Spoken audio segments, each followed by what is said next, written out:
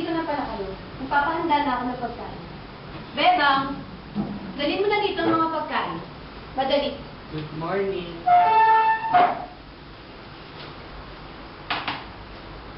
May pag-uupis ko ba kayo na namin ba? Wala na muna sa ngayon. Pumunta ka na muna sa iyong mga gawain. Sige na. Hoy, Raquel. Napapansin ko madalas ka na umuwi ng gabi, ha? Naglalakwatsa ka na naman, ano? Ma, pwede ba? Mamaya na yan. Kumakain tayo eh. Wala akong pakialam kung kumakain tayo. Ang sinasabi ko, ang intindihin mo. Oo, anak. Bakit ang sabihin mo kumain? Kumain ka ng marami. Oh, heto pa. Mataba na ako. Oh, ayan. Ang dami nito. Sapat na to. Ano sapat na? Kailangan mo kumain ng madami, anak. Tataba ako yan. Hoy, Raquel. Hindi pa tayo tapos, ha? Mag-uusap pa tayo mamaya bago ka umuwi. Ano nga, Victoria? Umamaga. Dinner mo. At saka, nasa harapan tayong pagkain. Huh? Isa ka pang lalaki ka? Ano oras ka na umuwi kagabi? Punta ka na naman ng kasino, May no? ka, puro adada. Hoy! Kala mo sino perfecto. Bumalik ka nga dito, lalaki ka? Stop. Hindi, anak. Kain lang.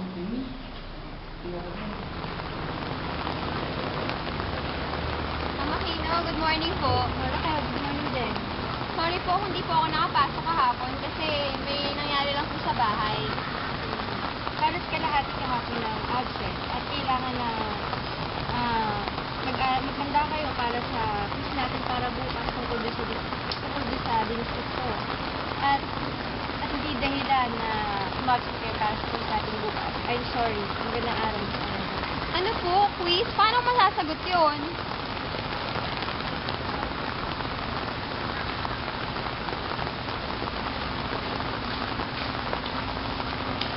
Bakit? Sandali lang, tingin mo ako. O bakit? Pwede ka ba mamayang gabi? Birthday ko kasi, alam mo na, may party. Sana makapunta ka. Di ko alam kasi napagalitan na din ako kagabi dahil gabi na nga ako umuwi. Sige na naman, Raquel. Birthday ko naman eh. Sige na nga, total, birthday mo naman eh. Talaga, kita-kita na lang mamaya. Sige. Ano ba yan? Ang taba-taba mo na, Jonathan. Ano ka ba? Mahiya ka naman. Kaya tuloy napapansin ko. Yung mga tao lumalayo sa akin. Kasi ang taba-taba ko. Eh kasi naman si nanay, walang ginawa, di pa kainin ako. Ano magagawa ko? Naku, baka tuluyan na ako layuan ng mga tao. Hindi dapat mangyari yun. Alam ko na, kailangan mong magpapayat, Jonathan. Kailangan mong pumayat, Jonathan. Jonathan, anak! Po? Nasaan ang ate mo? Ano po? Hindi ko po alam. Sabi po niya pala, may pupuntahan siyang birthday. Birthday party po. Yun. Nakita ko to sa loob ng bag niya. Walang hiyang bata talaga yan. Wala pong alam dyan. Hello, Victoria. Excuse me po. Bakit? Nandiyan na po sa sala si David. Nandito ka na pala. Anak ng tete, talo na naman. Malas. Bueno, ano ba kailangan natin pag-usapan? Anak mong si Raquel. Nakita ko to sa loob ng bag niya. Ano? Nasaan siya? Kasama daw ng mga kaibigan niya sa party. Tara, puntahan natin. Kailangan mo itong panagutan.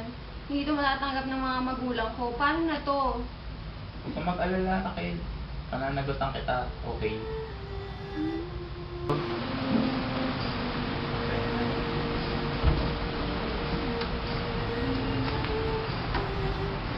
Saan ka galing, ha?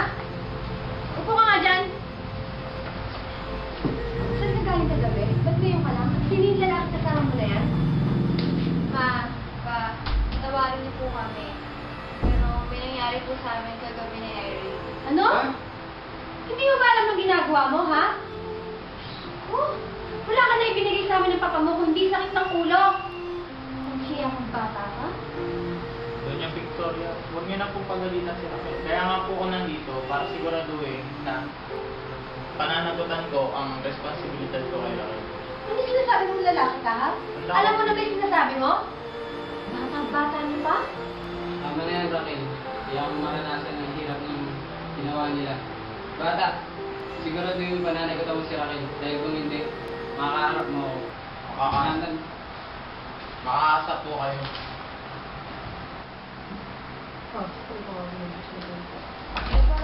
Maganda umaga ho. Kayo ba si Don Richie Arevalo? Ako nga, ano may paglilingit ko? Ako si Attorney Suarez from International Business World Bank. Pumasok mo muna.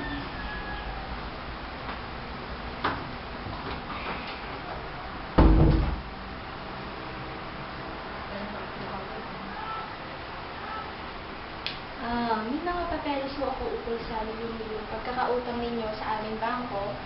At ayon sa papeles, nabigyan na ho kayo ng sapat na panahon upang makakaipon at mabayaran ang inyong utang. Paumanhin po, ngunit nabigo kayo makapagbayad sa aming bangko. At sa ayaw at gusto ninyo, kailangan mo nating limitahin ang bahay na ito at lahat ng ari-arian ninyo. Unless kung meron kayong 50 million pesos na ibibigay sa amin ngayon. Ano? Ano sinasabi nitong kukunin ari-arian natin? Anong utang sinasabi nito, Richie, ha? Patawad.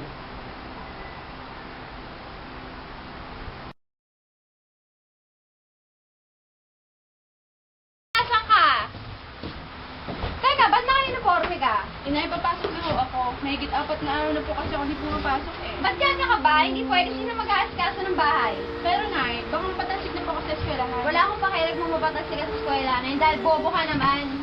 Nay, bakit po kayo ganyan sa akin? Huwag kang umiyak ha. Ikaw ang dahilan ng lahat ng to. Raquel, ano ba? Huwag mo ibuhos ang galit mo sa bata. Ikaw, isa ka pa. Mga salot kayo sa buhay ko.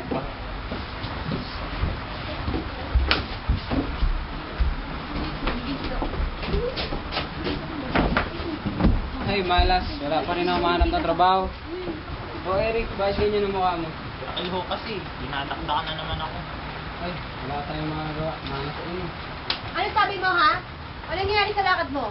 Ito, wala pa rin mahanap ng trabaho. Inutil ka talaga dala ko pa. Tumigil ka nga. Pagod ako. Huwag ka magsimula. Baka tulay ka. Huwag ka masyado lumapit sa akin. Nalinis mo na ba yung banyo? Nasaan na tatay mo? Nakinamang belt ko po, nakikipag-inuman ko ata. Aba, nakuha niyang uminom. O siya, sige, alis mo na ako sandali. Saan po kayo po siya? Sa health center, pagbutihan mo paglilinis dyan. Opo, Nay.